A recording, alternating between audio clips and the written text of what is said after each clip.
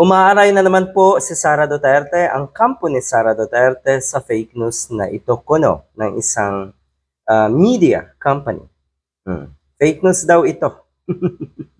Meron po kasing kumakalat na video na kuno ay inirekomenda nito sa Sara Duterte na wag na daw ibenta yung bahay, gawin na lang daw na open for public para daw makita kung ano yung mga naging buhay ni Digong, kung saan siya daw dumumi, kung saan daw siya natulog, kung saan daw siya kumain, kung saan daw siya nagpapahinga, kung nasaan daw yung pambansang kulambo.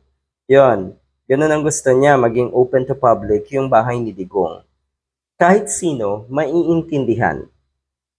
Kahit yung mga bata pa lang, maiintindihan na ang gusto ni Sara Duterte ay maging museum, maging memorabilia yung mga naandun sa loob at ipakita sa publiko. Yun po ang pinupunto ni Sara Duterte, maging museo.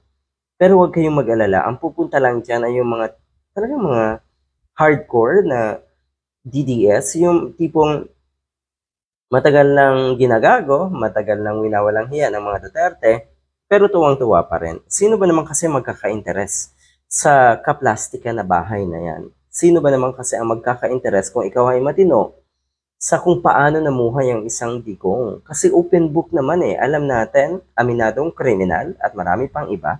Puro negatibo yan. So ito po ang inangalngal ngayon ng kampo ni Sara Duterte. Sara opposes sale, wants Rudy's house to be a museum.